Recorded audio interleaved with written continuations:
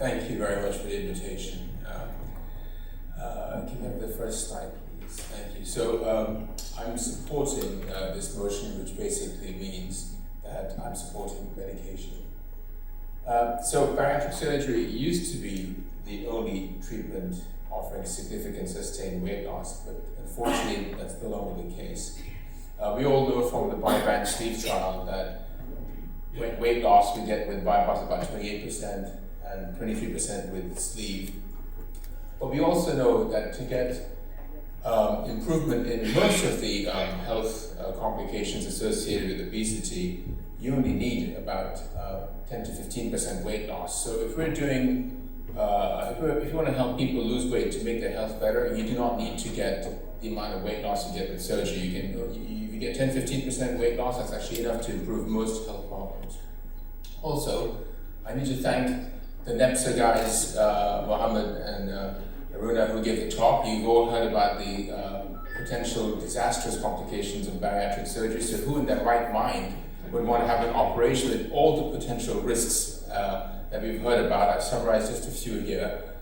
Whereas in comparison, the risks I should say the risks of serious complications with medications are far, far fewer.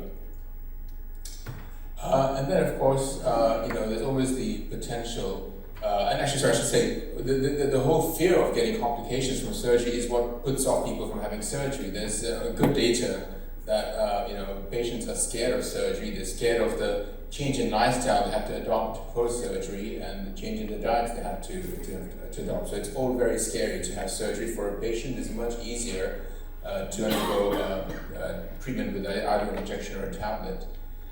And then the whole point is all of you are doing these operations, and do you know what happens? People regain weight. So again, we have really good data showing in a study looking at 40 different 40 different reviews of studies, including 25,000 patients, that there's a significant amount of weight regain. They found that 49% of patients had weight regain after bariatric surgery. And especially for those who underwent the Roux-en-Y bypass. Another study shows that if you have 300 patients who have bypass, 37% have weight regain in 7 years, and they regain 25% extra weight from their lowest weight they had. 76% of sleeve patients had weight regain after 6 years, and in 1,400 gastric bypass patients, they regained 14% of the weight loss after 4 years. So you guys are doing all these operations, but what you're ignoring, because you're not following up your patients, is they're all putting on weight. So the last point, of course, with surgery is, we know we've already spoken about why patients don't accept the risks, but also patients can't get surgery, especially in this country. We all know that there's a postcode lottery, and the actual penetrance of bariatric surgery only touching 0.1% of the people who need it. In the NHS, there was a study done by the British Medical Journal, and they found that only 1 in 5 local health areas had access to a bariatric surgery service. Now, in contrast, you look at the medical side. So we've got the best medical treatment at the moment is the GLP-1 receptor analogs. We're all familiar with the semaglutide. You have the dual receptor tirzepatide, and probably coming up in the next few months, you're going to have access to the triple G retatrutide. And you can achieve pretty good weight loss. You have all seen these slides from STEP. You can get up to 15% weight loss with the single agonist. This is also maintained up to 104 weeks after treatment, so it's not just a quick effect. As long as you carry on with the medication, you're going to keep losing weight. We also know that the weight loss is associated with health benefits. This is a slide from the SELECT trial, which shows reduced risk of death from cardiovascular disease in the patients who had the medical treatment with the tablet, with the injection, And of course, everybody says, oh, well, the effective medication only lasts while you take it. Well, that's true. If you take an anti-lipid drug, it's only going to work while you take it. You take a blood pressure drug, it's only going to work while you take it. So why would you assume that with an anti-weight loss drug, that when you stop it, it would keep maintaining the effect? You have to keep taking it, and it's so far as we know, it's safe to take it. So yes, it will be a chronic treatment, but as long as you take it, you will maintain that weight loss. That was the data there was with semaglutide. Again, you can achieve, as you can see, with tirzepatide, close to 22% total body weight loss. So here you're basically encroaching upon what you can get with the sleeve. If you compare the bi-band sleeve trial data with 23% weight loss with the sleeve, you're getting 22% of the drug. And then with the triple agonist, you're getting about 24% total body weight loss. And there's many more coming on the market. There's a neurokinin 2 receptor ligand to coming up as well. So there's going to be a lot of innovation in the field of medication that's going to actually match what we are able to achieve with weight loss surgery. Everybody talks about potential side effects of these drugs, and to be honest with you, they're no worse than when we do surgeries on people. I would actually say that people who have the injections and tablets, the side effects are probably less severe than what we get after surgery. And in terms of people who are worried about what are the long-term effects of taking these drugs, they're all going to get cancer or something. That's not true. Liraglutide's been around for over 10 years, and nobody's had thyroid cancer from it. So in summary, ladies and gentlemen, GLP-1 receptor agonists give good weight loss, enough weight loss to improve health problems from obesity. The weight loss is definitely maintained up to 5 years, we know, and I'm sure if you carry on taking it, that will be proven. We know it's linked to improvement in comorbidities, and we know it reduces mortality risk. It's a non-invasive treatment. Yes, like all drugs, there are going to be some issues with people adhering to with taking the medication. And yes, in the beginning, at the moment, they're a little bit on the expensive side, still cheaper than surgery, but as time progresses and they go off-label, not off-label, they become more easily available, they'll be much cheaper. So in conclusion, the evidence favors drug usage over surgery for treating excess weight, and that's been actually proven in this study published in JAMA, which looked at the rates of MBS, bariatric surgery, in 2023 versus the rates of GLP-1 usage.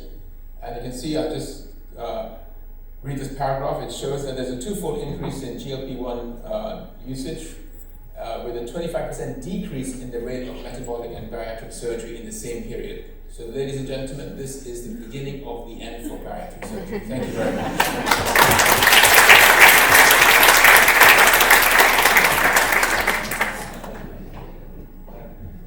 Thank you very much. I'm not sure why we're clapping.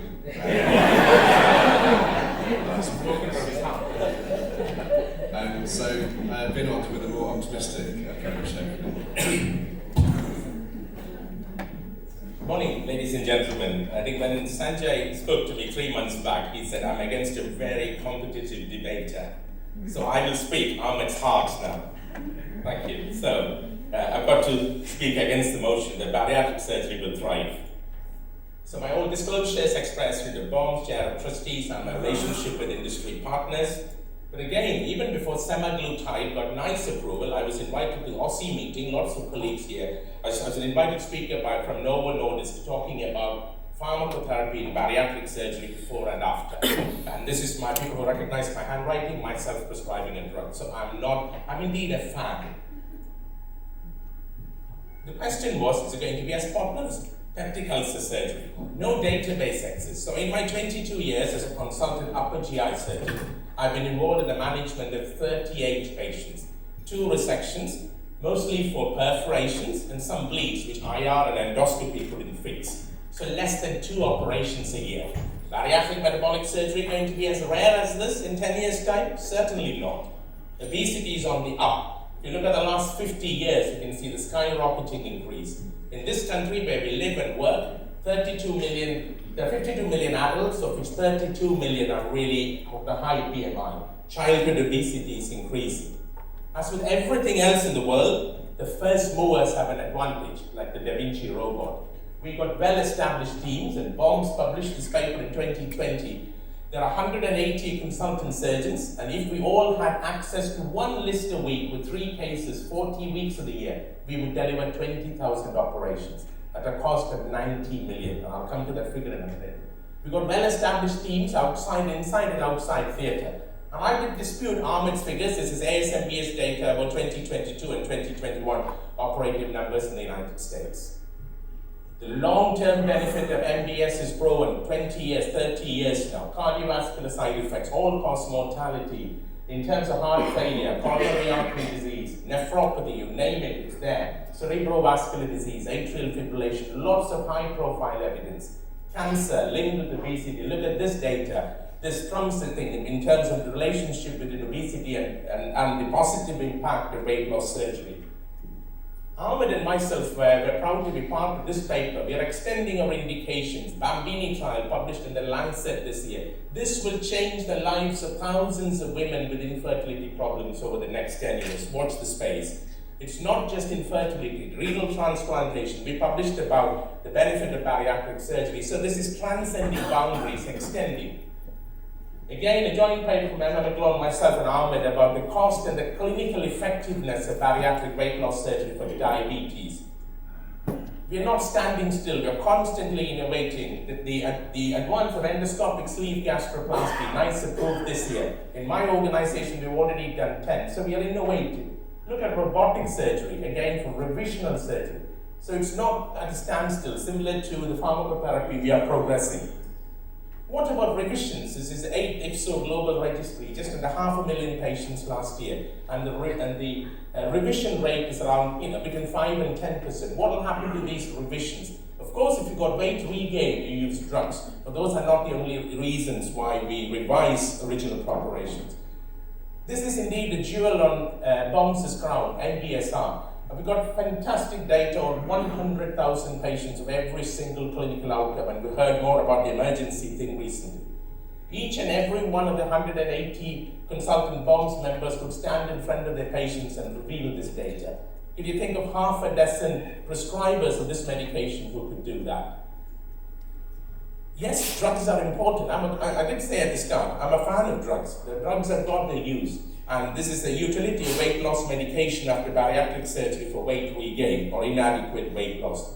Ahmed touched upon this. The moment you stop the drug, the weight rebounds.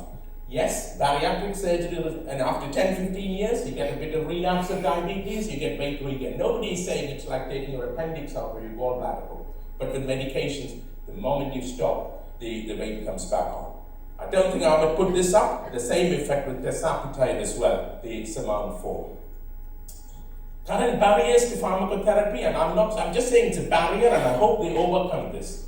Cost, the tolerance, the side effects, the lifelong need, contraindications, non-responder rate, weight regain, and more importantly, the absence of a registry, and it will be very, very difficult. During my tenure as BOMS president, we tried to set up a pharmacotherapy registry. Work is still ongoing, and I hope we overcome that. Look at this. This appeared in the BBC about 4 weeks back. Prime Minister mentioning about this, Eli Lilly putting £250 million towards supplying the drug to patients in the Manchester area. If any of the sponsors outside pumped 250 million and gave us staplers for free and asked us to do 50,000 operations, there would be a big media hue and cry. So there is a bit of prejudice around all this. So for me, peptic ulcer surgery is out. What I'm going to compare is that bariatric surgery in 10 years' time will be more common than what we are doing today because of everything that I've gone through in a systematic fashion, each and every one of them. Most importantly, the safety profile. 0.004% mortality as per 100,000 patients on MBSR. And this is safer than laparoscopic cholecystectomy, primary hip and knee replacement, hysterectomy, coronary artery bypass grafting. We've got well-established national and global registries. So in 10 years, like the two debaters, we will stand shoulder to shoulder, pharmacotherapy and surgery. Drugs might look younger, trendy, more attractive. Surgery is older, it's time-tested, but as you can see, surgery will always stand 2 inches taller. Thank you.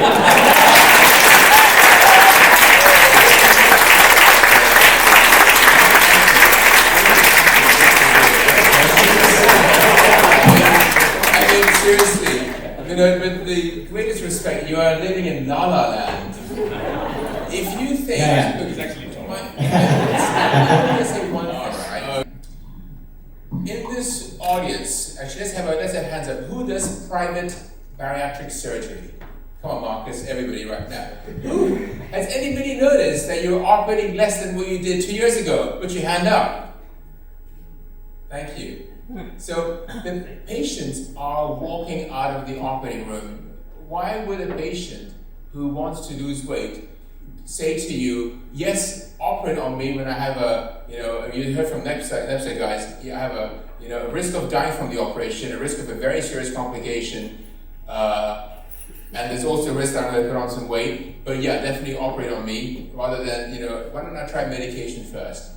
So the patients are walking away from the surgeons in order to get medication. And this is something that we're seeing not just in the UK, but also from colleagues in USA and Canada and Austria who are visiting us. They are going to say the same thing as me. Patients are walking away from the risks and hazards of surgery when there's another treatment available which is cheaper. It's not an operation. Medication is safer. It's cheaper at the beginning and probably will be cheaper in the future as well. So it's the patient's footfall. They're just walking away from us.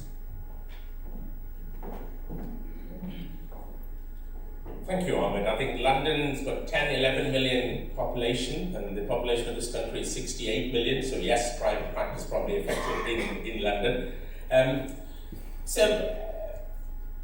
Bariatric surgery is only available to 0.25% of eligible population in the UK. So we are not going to, the vast majority don't get to that stage. And there are lots of patients who do not need, and I think I showed you a prescription. I've got family and friends in India who are on this medication. Quite a lot of them are doing well. But that's what they want. They want that little small reduction and they want to avoid surgery. But there's a vast number of patients who are significantly obese. And bariatric surgery is safe, not just in this country. We've got ex-IFSO precedents here. It's safe all around the world. And you talk about medications for cholesterol or hypertension. You do bariatric surgery or metabolic surgery for diabetes, hypertension. Make them non-diabetic, non-hypertensive. Yes, a third of them would relapse them, but the rest of them go off the medication, hopefully for a greater chunk of their life. I'm a fan of medication, don't get me wrong. I think it's almost like we are cancer surgeons. We've seen radiotherapy and chemotherapy come into our practice. Has it made the job of surgeons in any subspecialism of oncological surgery go away? No, it's provided an improvement in the outcome of surgery. So I think it should, as my final slide showed, I think it should be, we stand shoulder to shoulder. We should work with each other. And I hope that one day one of my successors in BOMS would have the courage to draw the obesity physicians as well into the big group. And together we will be stronger because each one has got its own positives. Of course, does bariatric surgery got its negatives? Yes, it has. But look at the group of patients that we operate on. The risks are very, very slim. I'm conscious lots of people want to contribute to this, so we are running a bit out of time. But I'm going to, in quick comment to the floor. Obviously, lots of studies cherry pick, so randomized controlled trials aren't real life. But if you take the best bariatric surgical results, the very best, there is still about 5% major complication rate. If you take the best results from, say, the Menon study, the major complication rate is lower than the placebo group. So if you look at Menon, it's very clear that fewer complications. The weight loss in the best of the medical studies is the same as bariatric surgery, certainly in coach here. So how would you justify to a patient that you can have the same weight loss with something which is definitely going to cause you a complication in the best of surgical centres and something which won't? In a good question, Omar. I think the Menon trial is done by a very specialist unit provided by professionals who are well aware of the positives and negatives and looking after their patients. But let me put it this way. 99% of bariatric and metabolic surgery worldwide are carried out by the experts in their field or under some kind of guidance and mentorship and proctoring. 95% of the prescription for medications currently worldwide are either self-prescribed, over-the-counter, or by different people. How do we compare that?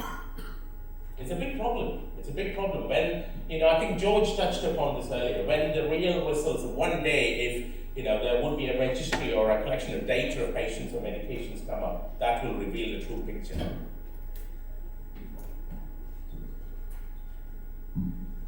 How do you, what's your view on the fact that it's a very safe drug, so you can have primary care without super specialist teams basically dishing it out based on BMI, comorbidity, longevity, very simple. No specialist team for medication, but you can roll it out in the millions, because you always need a specialist team for bariatric surgery, and it's always going to be ration time. So I don't know, Ahmed can correct me on this, but the NICE guidance February 2023 on semaglutide does not advise anybody and everybody to prescribe. It should be under the guidance of specialist weight management team, unless there has been a revision, and I'll stand corrected. But page 3 of the 2023 February guidance suggests that, or stipulates that. Correct me if I'm wrong. You're correct, but tirzepatide can be prescribed by GPs. Can be, but not yet. Can be, but not yet. May I throw another point of view to this argument? Medications are good, and the medications are here to stay. There's no doubt that it will be part of the armamentarium to treat our patients. But we haven't discussed at all that not all the patients that respond to this medication. So the big question here is that obviously these medications, they have raised awareness, and they will drive lots of patients in the active treatment pathway. Some of them, is it 10%, is it 15%? The no-responders or the low responders, they might want to consider to escalate the treatment. So it does make sense to start with medication, but lots of them, they want to achieve what they want. Bear in mind that recent evidence from the States, they say that 50% of these patients, they just drop the medication in 1 year. Why they do that? It's not only cost. So for me, this is a real question. What will happen to the people that they will try this medication, but they won't have the results that they want? I mean, it's a fair point, but I mean, you have the same issue with surgery. I mean, you have non-responders to surgery, and you have patients who respond initially, but then regain their weight. So that happens, and it's a problem in both sides. And in regards to compliance with medication, yes, we all know that as long as you take the medication, it's going to work. If you stop taking it, it's not going to work, and that happens with tablets for blood pressure, for cholesterol. So patients just have to be guided into understanding that it's a lifelong treatment. Another issue is that medications are excellent, surgery does work, but both of them together, they give you amazing results. So maybe that's the future. George, can I just make a quick point in response to George? George, I would draw a parallel with proton pump inhibitors used for reflux disease. 20 years back, was anti-reflux surgery as common as it's today? No. But PPIs so easily available 20, 25 years back? No. Now PPIs are available easily, several regenerations prescribed, you can get it off the shelf. Has anti-reflux surgery become far more popular? Yes, they have. They both help each other. That's exactly what will happen. Quite conscious of time, but we should ask the audience before we do a vote, so if anyone have any, I'm sure there'll be lots of comments. Can I ask both of you? Does this argument not basically say that the bariatric MDT should be looking at the drugs as a gateway into getting surgery? So trial of drugs first, and then you should actually be offering the drugs as part of your weight management service until you afford them. During the COVID time, there was a move by Novo at the time, working with BOMS as well, because surgery was delayed off the surgical grid for a few months for patients with a heavier BMI to be on drugs for 3 to 6 months. So that concept has been raised, but we should probably build on it. Yeah, no, that's a fair point, actually. So I think, not speaking as a surgeon, I think it's a very good opportune moment to use the medication to get people interested in losing weight, because that's the other battle we have. Not everybody who lives with obesity wants to have treatment for it, so they don't realize the hazards, the health hazards. So I think it's a really opportune moment to encourage patients to seek treatment for weight loss, and then start something gently with medication, and for those who don't respond or who fail on it, they can always be transitioned and offered a surgical solution. I think, any final comments before we do the vote? Alright, well, I think we're going to have to put the question, do we think that bariatric surgery is dead, as Ahmed says? Show of hands.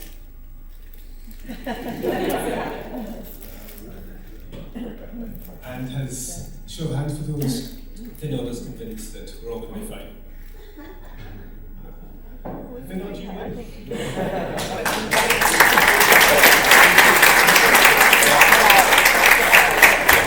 I think I've spoken Ahmed's heart. Yeah, I hope he's right.